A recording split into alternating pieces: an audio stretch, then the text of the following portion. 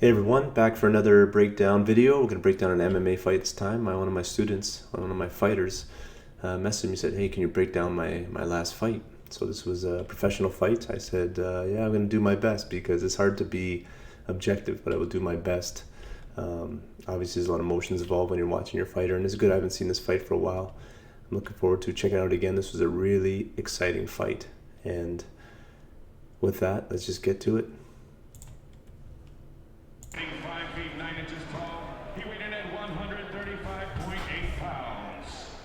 He comes to the BTC cage representing Alaluso MMA, making his pro debut for you tonight, fighting out of and representing. So his Marc's opponent. This is Marc's opponent here. Here is Ariel Zuniga. It's his pro debut. He's had him some amateur fights. These guys are fighting at 135. And Ariel comes from Mauricio, one of my friends' schools in Toronto. So this is a home province, I should say. So it's kind of cool for these guys to be able to fight close to home, be able to get in there, scrap, and then head home and get home quickly. They don't have to fly home. It's a great opportunity for both these young fighters. Also wearing black trunks, standing 5 feet 8 inches tall, he weighed in at 135.6 pounds. He comes to the BTC cage representing Joslin's MMA. Looking for his first victory tonight with a record of 0-1. Fighting out of and representing Hamilton, Ontario. Ladies and gentlemen, here is Marc Gillespie. So again, Marc has one fight. He lost that one by decision. And again, another great scrap. You watch Marc's fights in amateur and pro, and he always puts on an exciting, very exciting fight. So this is going to be no different here. This fight is for the BTC, so it's BTC Fighting Championship. It's btcfight.ca, so check that out if you want to find out more about their events. Always a good time, always a professional show, always fun.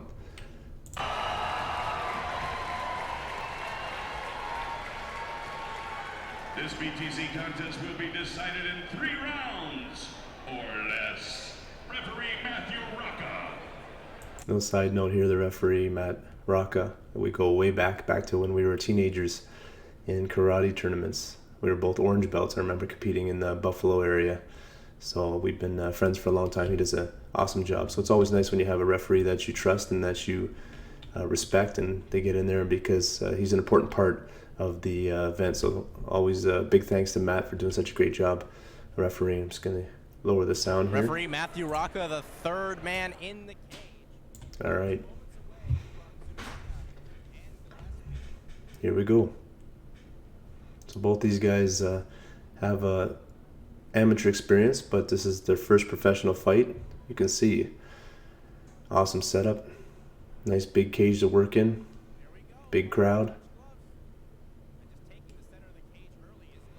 Good, nice low kick. Marc reacted with a little bit of a check there.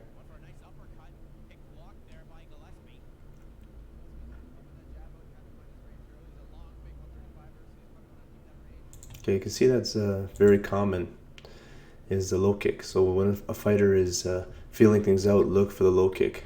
Ariel did a good job of throwing that low kick a few times. I'm just going to rewind this here, actually. Look at this, he's already on his back. So I threw the low kick. Marc's getting a feel with his punches. One thing there, let's just go into technical aspect here. And again, I'm just giving you my ideas, my concepts. These are the guys that are fighting in there, so they're feeling what's going on. They're feeling the moment-to-moment reality. They're doing movements based on their experience. So I'm going to give you guys some ideas, just some technical tips, which I think could work out well for either of them. So you'll see this jab here. Marc kind of pushes the jab a little bit, so he gets in a little bit of a too close of a position. So if you saw that jab, he kind of pushed it, he kind of shoved it, and then he was too jammed to really strike effectively. But they broke free.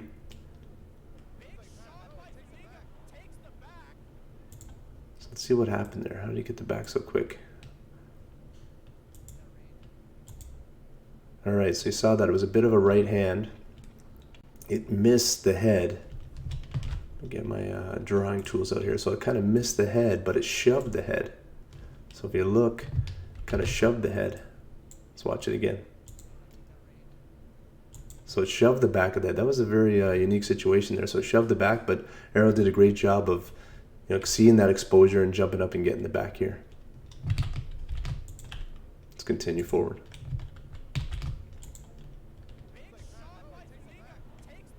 It happened quick.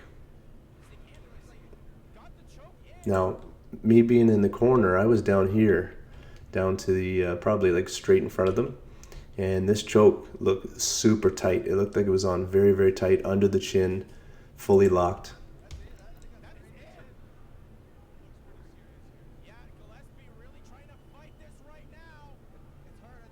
It's hard to tell why Ariel let go of that, and maybe just didn't feel comfortable. Marc kept a good angle. Marc's strong on his feet, though. He's not falling forward, doing a great job of staying calm.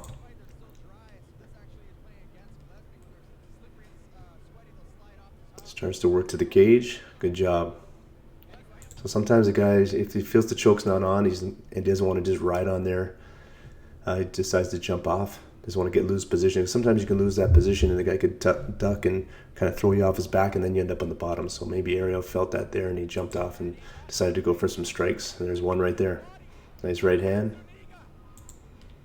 Marc ate a few punches there, and the reason being, in my opinion, let's see here.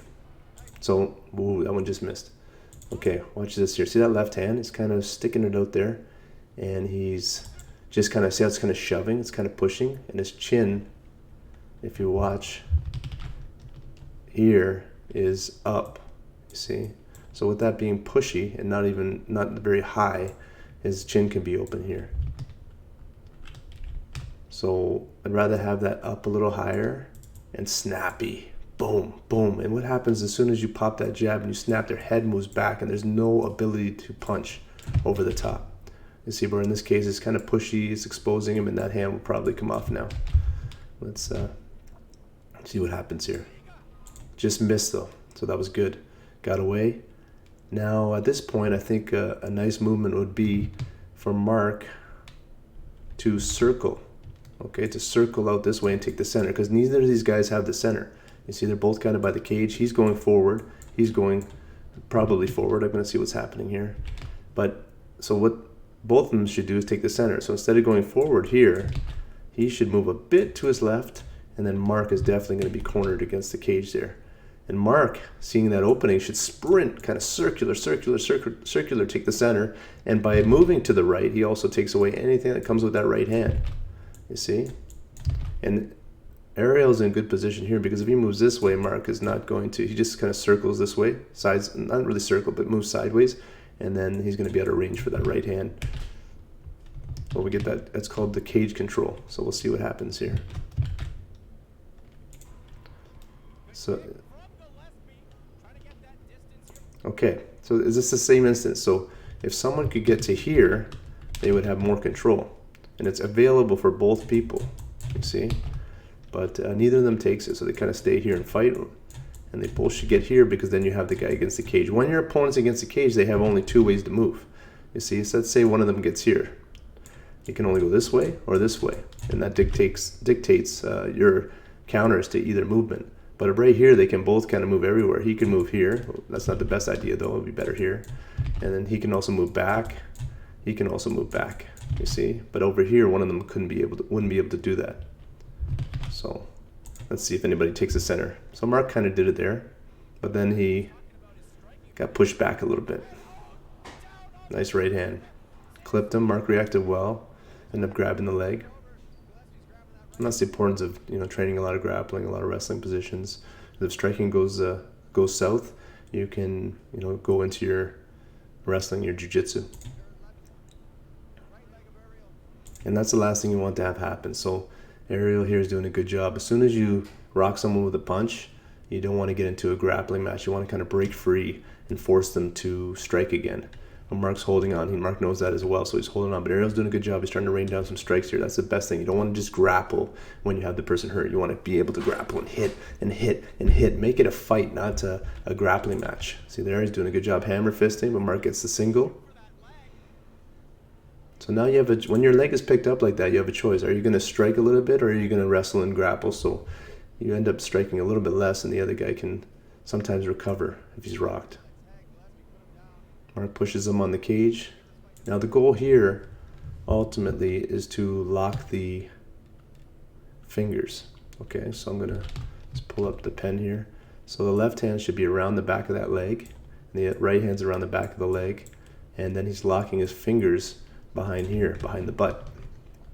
And it's hard to tell, but it looks pretty close to being locked. And that's gonna pretty much guarantee your takedown. Defense-wise, he's doing the right job here of turning his hips this way, stretching that leg. I think if he turned his right hip a little more into the center, it would be harder for Marc to lock his fingers here. But maybe he's doing that to be able to, oops, gonna pull that over. Maybe he's doing that to be able to strike a little more here. Try to punish him. And those strikes can wear you out. At the end of the fight, you take rib shot, rib shot, rib shot. That can really tire you out. Let's go forward. The hands look locked. Yeah, see how they're locked? Ariel did a good job though. He's sitting up. So another detail here. As soon as you get taken down, you don't want to fall flat on your back. So Ariel sensed that he was going to get taken down, and he did the smart thing. He sat. Sorry guys. See sat. You see 90 degrees. So now Marc has a choice. He's either going to keep control of the hips and keep them down, or he's going to try to come up and punch. And if he tries to punch here, then Ariel's going to have a chance to pop to his feet. So I'll have to see what happens here.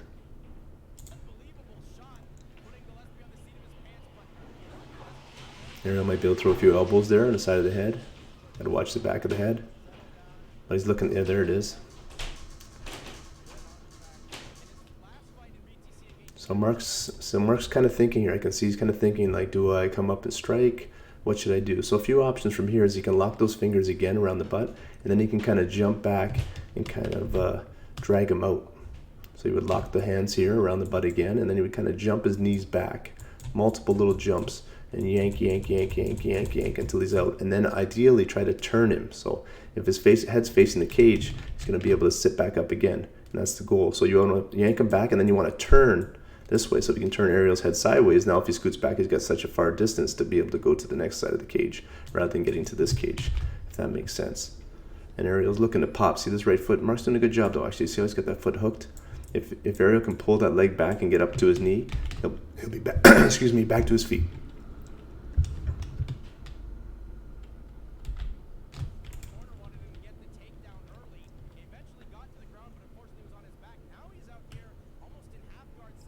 See there's the rotation I was talking about. If you can turn him, and then Ariel's going to try to go back and put his back on the cage. Doing a good job. And those strikes, they don't look like much, but they can keep your mind off of the grappling a little bit. So if you take a few pops in the nose or the eye socket a little bit, it can make you kind of have to deal with that.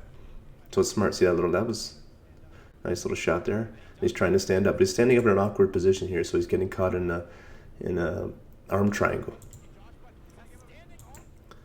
So the best bet here, this is tough. It's tough to finish. And even if you take him down, if you don't finish him, then he might be close to getting on your back almost. He's kind of scooting out and creating problems for you. So what Marc would want to do here is, I think, try to work the knees a little bit. I'd probably work the knees a little bit. We'll see if that happens. Or you could do like an Osoto Gary. So that would be his right foot would be hooking. This foot would be hooking around this leg. You see? But he'd have to turn him out and then take him down. But then he's kind of in like an arm triangle, kind of headlock type position. You have to be careful that the guy doesn't escape that.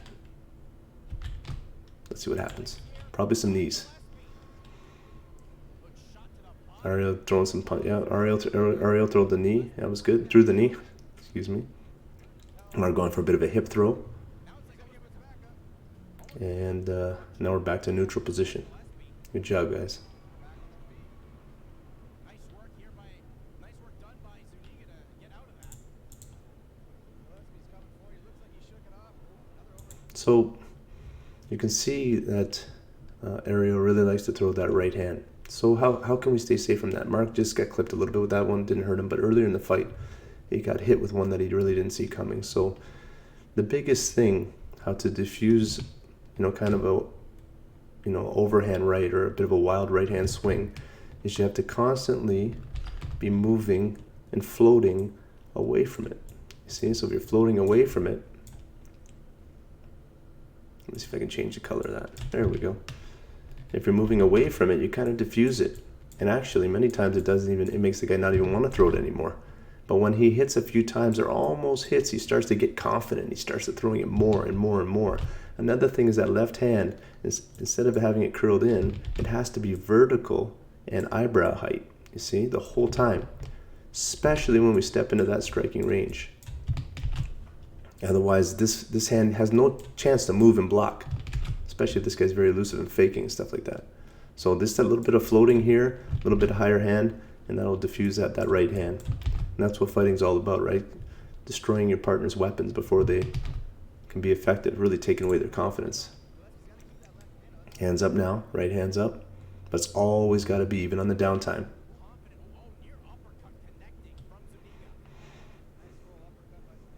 That was a cool little kick there. Tried to hit with the heel. So you see here, Ariel has his hands down quite a bit. His hands down. It looks like an easy target, but he's doing a good job of like kind of keeping range. So anytime he has his hands down, he's kind of staying just maybe an extra foot farther away, making it tough for Marc to connect. So what you have to do here is you really have to drive in with more than one jab. You'd have to do one jab to here, second jab to here, and maybe even a third jab if the guy's backing up, and then throw your cross or your low kick. You see, you really got to commit because your opponent's staying farther away than normal. And their hands are down. It's kind of baiting you here. But you got to commit like lightning straight down the pipe.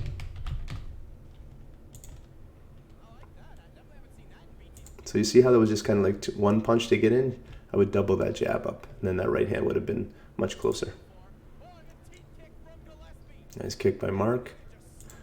So there was an opportunity there too. You see earlier I was talking about Marc pushing out a little bit. There is an opportunity right there for Marc now. But the problem is I think he's in southpaw now, so change things up a little bit. But you see, anytime you reach your hand out, you got to be very careful, because when you reach that hand, you expose your jaw. Now, if Marc was orthodox and he threw his right hand, boom, or he could throw right hook. But Marc is a right-hander; he's not going to throw the right hook very often there. No, he did. That was a good try. But I think a straight punch would give you that greater reach. So again, the hands are down, but he's kind of floating outside. So look for Marc to really press forward. Nice jump kick, missed the target. Marc tried, missed his target. Okay, this is what I talked about, the cage control. This is very good here. So Marc's here, and his opponent is here against the cage. Every time he goes here, Marc should go left, not forward. Every time his opponent goes this way, Marc should go right, not forward. I don't know what's going to happen here. Both their hands are down. Let's see who catches who here. And one more thing. Sometimes we did a good job and we got to here. Now sometimes it's our opponent let us get here. Just happened. Maybe they backed up to the cage for some reason. Or we worked our butt off to get here. But when we get here, we cannot back up. We do not. If this guy attacks, we don't like say, oh no, he's attacking, and we back up and we give him the center. We need to stand our ground and we need to smash. Punch in the face. 1, 2. Maybe a knee, maybe a kick, which Marc's doing here. You earn that spot. You might not get it. Against a good fighter, it'd take you half the fight to get a position where you have control. You cannot give it up. You got to draw a line in the sand and go. Spinning back fist, hit a bit. That right hand again, swinging. Nice exchange. Okay. Marc ate a few there because of the frame. See that frame, that left frame in the neck? It might do a good job of pushing the guy away, but you're actually pushing the guy into punching range. You see? So when you have him here, look at you're actually framing at a perfect distance for him to punch you. Except for you're not punching. You're doing this, and he's punching over the top over and over again. Okay, so it's better I would say, for him to try to force a tighter clinch so the bodies against each other, or just break away and get out of there. Ideally, we'd better go away from the power, but sometimes the cage is in the way. But keep that chin tucked and minimize your chances of getting caught. Let's see here. So you see, boom, boom. See those 2 shots? Not big shots, but they do the damage over time.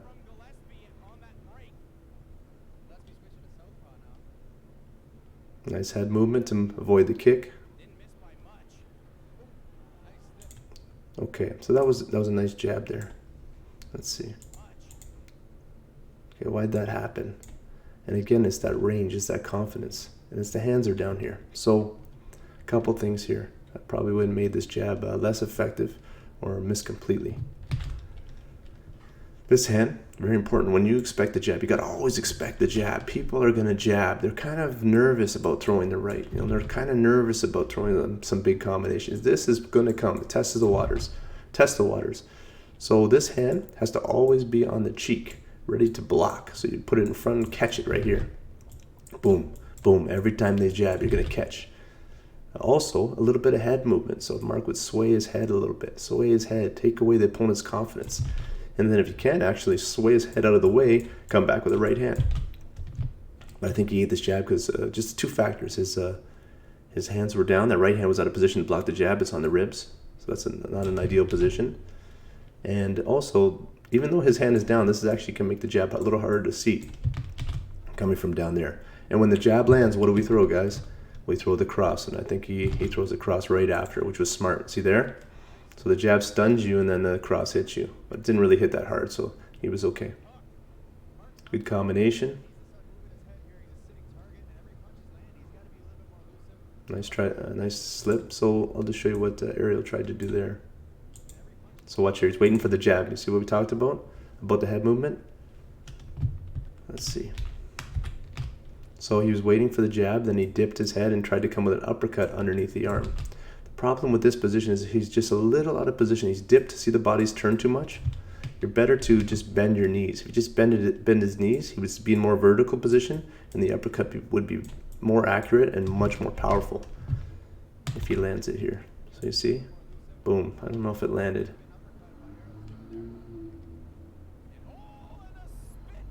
Tries a little fancy technique there. Marc doing a good job. See, now we're getting back to that cage control we talked about. He's doing a good job, and Ariel's letting it happen a little bit. He's letting himself back to the cage. Okay, so that was, he went for the right hand.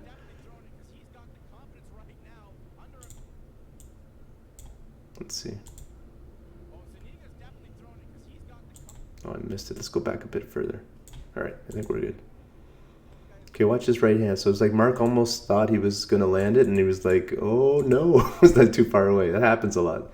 So what you got to do is you always got to start with jab, jab, jab, jab, and right. Do not throw the cross until your jab lands, because that's testing. So because you don't want to be halfway through the cross and be like, oh no, and be in an off-balance position because you're missing them. It's hard to recover. But Marc followed with a nice jab there, kind of filled the gap. Good kick. But he's got to set that up a little more. Put the jab in, throw the kick. I would, before the left kick, throw the right punch. So the right hit punch will get you a little closer, especially if you're missing a little bit. So that's better. See, that was what I was just talking about there. So he did a little Superman punch, close the distance, then threw a kick. See, now he's moving his head a little bit. Jab just missed. Moving his head a little bit, having a little fun. Hands are up a little bit more. Good work. See, Ariel's hands are down now. That could be two factors. Maybe that's just the way he trains, or it could be starting to fatigue because you can see some of his punches were kind of wild, and he was trying to really take Marc's head off, and he did crack him pretty good. So when Marc's standing there, he came back into it, and now we'll see sometimes fatigue can set in. Sometimes the weight cut. See that type of kind of arm swing? Those things can take a lot out of you. If you Marc did a good job there. See how he made a miss? Always make your opponent miss. Of course, you don't take any damage, but you also fatigue them and take away their confidence. If they miss with a punch 4 or 5 times, especially if you fire back and hit them, they're not going to throw that as much. And once you start to make them not throw weapons, you start to take control of the fight. Okay, we're back to that situation. What should each fighter do? They should take that center. They're both fighting in this line here. They should take the center and push the guy against the cage not with pushes, but with punches and strikes and kicks. See, so Ariel moved to the cage there. So instead of moving to the center, he moved to the cage and gave Marc the cage control. So now you see how Marc can land that kick because Ariel can't back up. Because that's really been the issue in this fight is Marc's trying to reach, but Ariel's pretty good at that range. He's keeping that range. So if you can get to that cage, you can stop that from happening. See, right there, exactly what we're talking about here. So now Ariel can't back up, so Marc should have a better chance to range. But see there? Very important detail, okay? Back this up a bit. So you see Marc has cage control. Oh, that's right there, actually. Okay, so Marc has cage control. Ariel throws one kick, and then Marc made a little error here and just letting him back him up. So you see the kick, and then Marc will jump away from the kick, which I'm not sure if he'll take advantage of it, but now he can start to come out. Let's see here. So you see the kick, Marc takes it away, and now Ariel, that was good. So he's fighting his way out. Rather than backing up to the cage this time, he moved his head and started punching back, which makes your opponent back up. Marc made him miss again. Keep making him miss with those hooks. Again, partial block. Good round. First round here between this time Ariel Zuniga and Marc Gillespie, and Marc definitely looks like he's feeling it after that first. Yeah, he took some big shots. That fight was close to being stopped. Yeah, that was definitely a good round. So you see that Ariel had the back, almost had the choke, caught him with a good punch.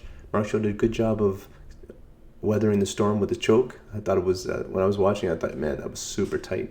And did a good job of coming back from getting clipped with that punch. Started putting the pressure on and started to even things out. But definitely go in the corner of this round. I said, okay, he's got that round. As a coach, I said, Marc, he's got that round. Now we just got to keep the pressure up and try to change things around. Now win the next round.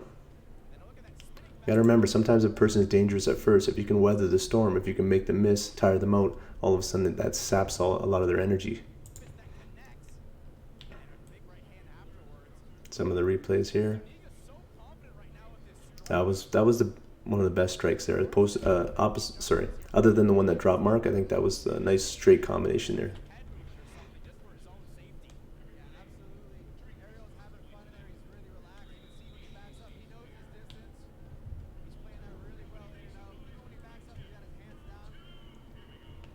All right, round 2 coming up.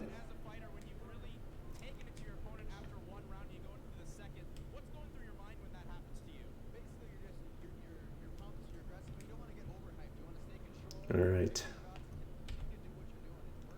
So Marc was he was fine here. He was still had energy. Both of them look strong. So again, the hands are up. Good. He's moving his head a little bit. Marc threw the kick. Now again, it's that range. So he missed that kick. You got to step in with one jab and then a kick. Double jab and then a kick, especially with a guy like Ariel who does a great job of keeping his range, keeping that distance. So look for Marc to do more of that.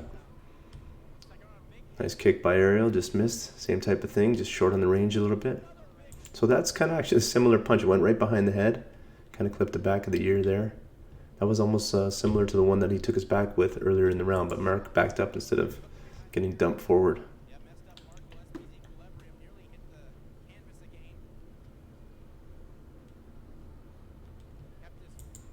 Now what you can sometimes do here, you see how Ariel's kind of backing up all the time, is Marc doesn't have to press forward. He can, stand his ground out here, move back here, and make him come forward. Some guys they play that style where they're kind of backing up and trying to counter. And if you don't go to them, what happens? You back up and you fight in the center, you stand your ground. All of a sudden, next time you go forward, they don't expect it. But if you're always going forward, they're kind of waiting forward.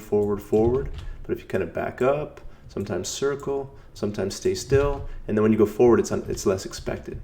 So that's an important part. You don't have to always go forward to win fights. You can win fights standing your line, like drawing a line in the sand and fighting in your spot. You can go forward, you can go back, but ideally it's best to mix them all up and keep your opponent always guessing. When he thinks I'm going back, I'm on him, forward. When he thinks I'm going to go forward, I just chill, right? So you always have him guessing. And again, that right hand, nice right hand. That can oh, those were tough, strong punches, but those can take a lot out of you, right? Throwing a couple punches like that, you miss, swinging. Now Marc's again got the cage control here, does a shot. Nice defense by Ariel. The reason being is just not enough setup. And again, it's punches to takedowns, especially if you stun him and then take him down. You can even take down a better wrestler than you if you can crack him with a punch. But it's tough just to shoot. Be nice to get on top, though. I know the feeling. You just want to get on that top position. Nice jab. They're both actually punching, I think, a little cleaner now because they're a little more fatigued. and they have to relax. You see a little more straight punches rather than swinging for the fences. Sometimes that can be a good thing. You can be better your second round than the first round even. See how they're both throwing straight punches. Good. Nice low kick by Ariel. Marc's finding his range now. He's making Ariel miss a little bit. It's important.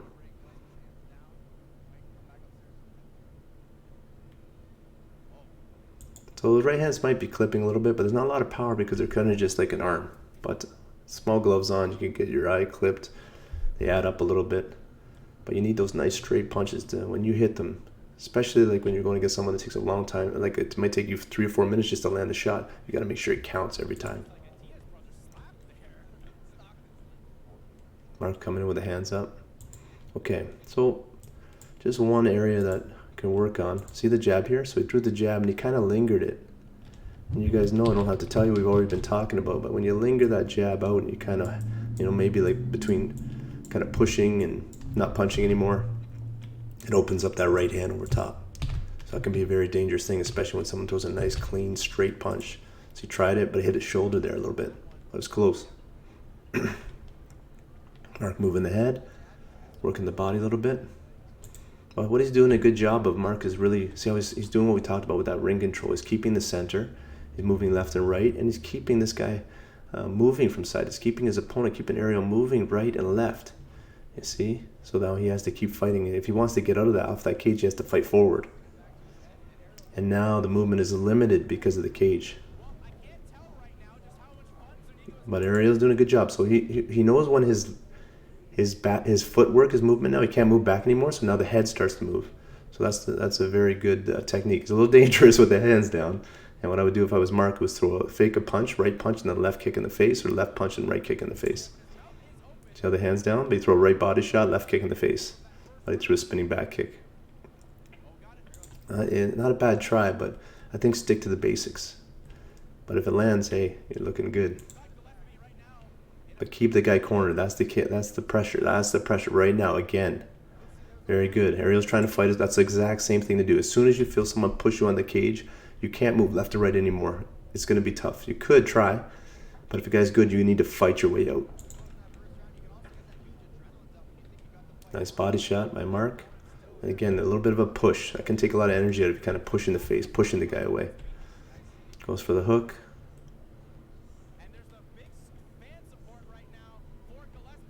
That was good. See, we're talking about that double jab. Marc did a good job. He kind of did a fake jab up top. So he faked the jab here, and then he went jab low. That was nice. So I would go 1, 2, and then maybe the right hand. Because is that jab going to finish anybody? Are our jabs going to finish? No, they're not going to. The jab is just kind of setting things up. And then we need this right hand. Boom. We need this right uppercut. Boom. We need this right kick. Boom to the head. Right kick to the legs. That's the one that's going to do the damage. So this is all just a feeler, the jab, so we can land the power shot. We'll see if he can put something together here. And again, he's doing a good job of staying left. Good. Ariel's fighting his way out there. That's it. Just take him back to the center. We're kind of back to that cage control again. Marc threw a right hand. His opponent did a good job ducking underneath and taking the back. Marc trying to defend. Avoiding the urge of grabbing the cage at that point. But it's important that if you can get against the cage, you can kind of lean on the cage. Now the person can only take you down to a few directions instead of all the directions around you.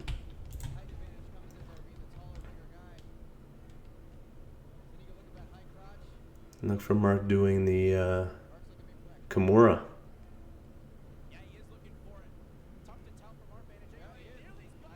From my perspective in the fight, this was tight.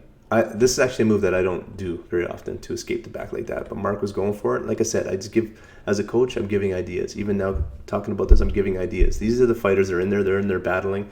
They're doing what they feel is comfortable. They're working with their coaches and doing what they feel is the best game plan and the best movement at that moment.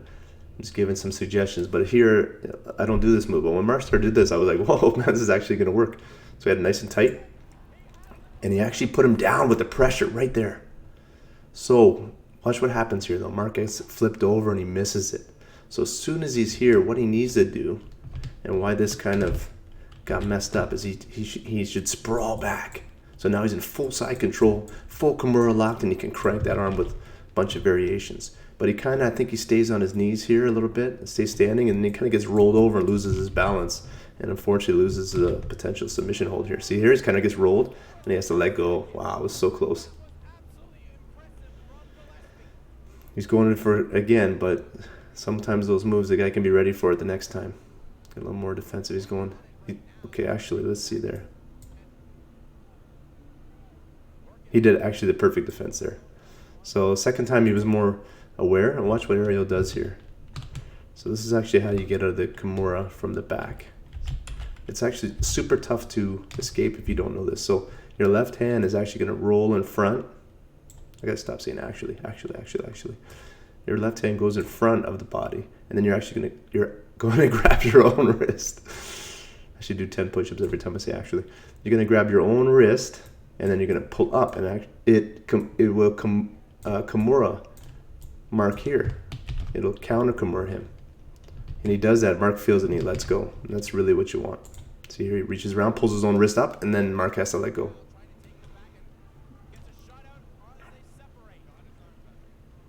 Good fight. Nice kick. Times it. Okay. That was a good attack. So he kicked, boom, knocked him down.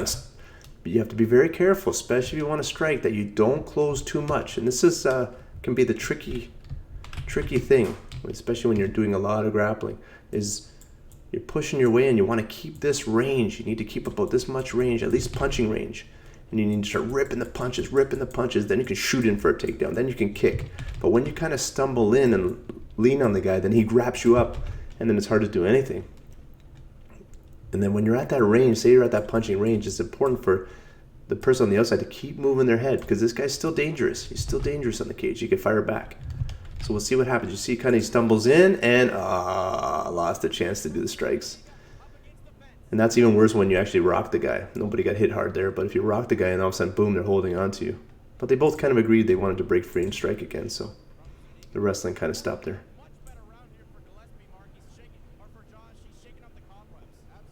Marc's finding his range, and I can think Ariel's getting a little tired. You see that body shot there? That was a nice strike, and those body shots can take a lot out of you. You can see the reaction here. He doesn't want to get hit in the body again. So you see this arm? It's folding down. It's like, hit my head instead.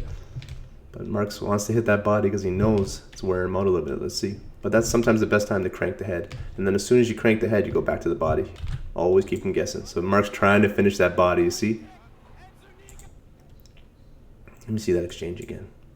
This was an exciting moment in the match because Zuniga was tired. He got hit in the body, and he was struggling here. And it was close to being over, in my opinion. Let's watch this. That was a good body shot. It was actually harder than I thought. Now they watch it.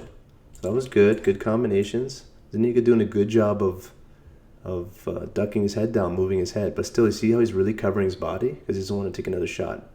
I'd say a knee in the face now would be good. As soon as that head drops, a knee, uppercuts.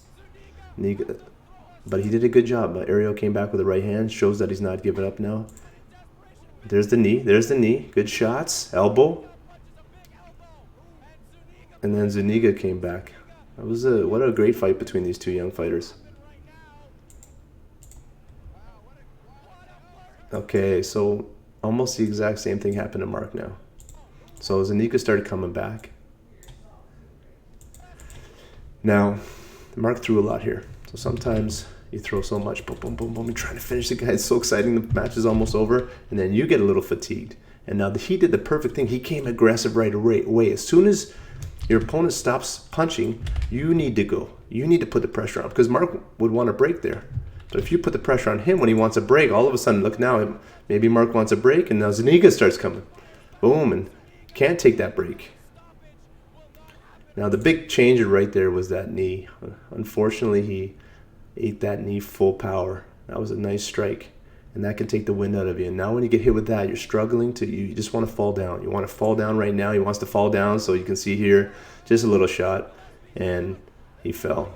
And then mainly that's done to the body shot. You see those punches, just arm punches, you just throw in a couple shots. They hurt and stuff, but it's that body shot. You're just struggling. Still feeling it. Still feeling it. Now, the best thing for Marc to do here is fire back hard. because now we we go back in that same situation where Ariel was going hard and he was going to want to break. Well, Marc has to force him. He's got to throw the strikes. He's got to put him on the defensive, but he might still be feeling that body shot. Okay, threw a punch there, and that was enough for the referee to stop that. It was a nice exchange. You can see they're both super tired. So that was a lot of heart by both athletes, and they both had a chance there to finish the fight. And that was just the type of fights that Marc puts on. Always entertaining. I always tell him after the fight, I said, Marc, come on, bud. You always put these super fights on, but you got sometimes you got to pick your moments, stay calm there, and that was a great fight. Two young athletes that both can do good things in the sport, and it was a fun one to watch right now. Obviously, my fighter, want him to win that night, but this is something that he's going to have a great memories of the future of battles that he went through. Sometimes these battles we do in MMA can carry over into regular life and tough situations. You can persevere, and there's very few people that I know have a bigger heart and tougher mentally than Marc when he gets in the cage, and I'm sure everything else he does in life as well. So great fight, guys. My hat's off to them. Hope you guys enjoyed this breakdown, and we'll be back for another one soon.